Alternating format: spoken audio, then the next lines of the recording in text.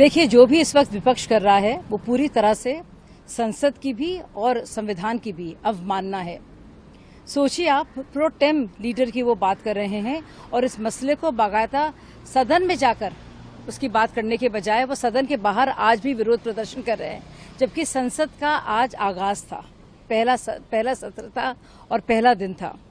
लेकिन अब देखिए, जो प्रोटेम स्पीकर की भी बात कर रहे हैं और उसको लेकर एक बहुत बड़ा मसला बना रहे हैं। 2004 में तो अटल बिहारी वाजपेयी 10वीं बार जीते हुए थे और जॉर्ज फर्नांडिस 9वीं बार। इसके बावजूद कांग्रेस ने विखे भाई पाटिल को बनाया प्रोटेम स्पीकर। 1977 में भी ऐसे ही किया।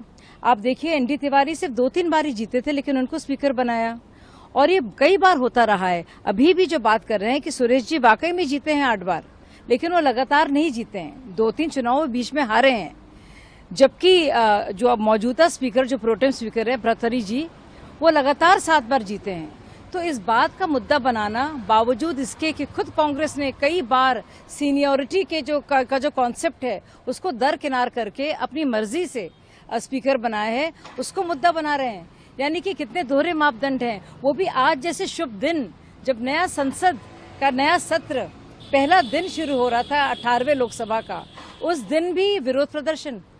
जरा सी भी फिक्र या सम्मान ना देश का, ना संविधान का, ना अपने अपने कॉन्स्टिट्यूएंसीज का और उनके लोगों का।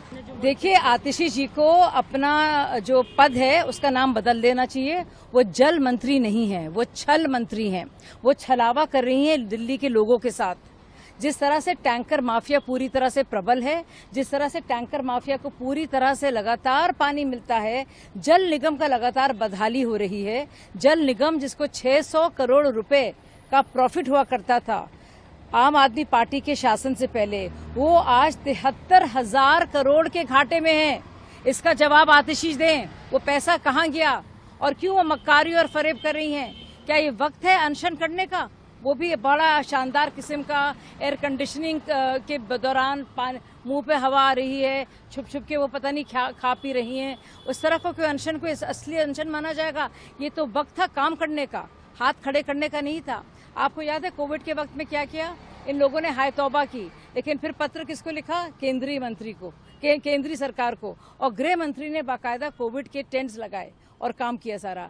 ठीक उसी तरह से प्रधानमंत्री को लिखने का क्या औचित्य है? आतिशी क्यों है जल मंत्री, माफ कीजिएगा छल मंत्री क्यों है? क्योंकि दिल्ली की सरकार इसके लिए जिम्मेदार है और बार बार आप हरियाणा सरकार को जिम्मेदार ठहरा रही हैं, एलजी साहब को जिम्मेदार ठहरा रही हैं, दिल्ली पुलिस को जिम्मेदार ठहरा रही हैं, केंद्र सरकार को जिम्मेदार ठहरा रही हैं। क्यों? तो ये अपना छलावा बंद करें और छल मंत्री से कहिए ये सब नाटकबाजी बहुत हो गई। दिल्ली को जरूरत है और ये नाकारापन और ये निकम्मापन और ये झूठ बहुत दिनों तक नहीं चलेगा। जब अरविंद केजरीवाल जी को जमानत मिलती है या कुछ राहत मिलती है, तब तो न्यायालय बहुत अच्छा हो जाता है। जब उनके जमानत पर रोक लगाई जाती है या उसको पॉज किया जाता है या स्टे उस पर होता है या फैसला सुरक्षित होता है, तो भाजपा सारे काम कर रही है, भाजपा नियंत्रण कर रही है पूरा। भाजपा के मन में एक दुर्भावना है। तो केजरीवाल जी डिसाइड कर लें ये पूरी कार्रवाई कहाँ से हो रही है, अदालत कर रही है कि भाजपा कर रही है?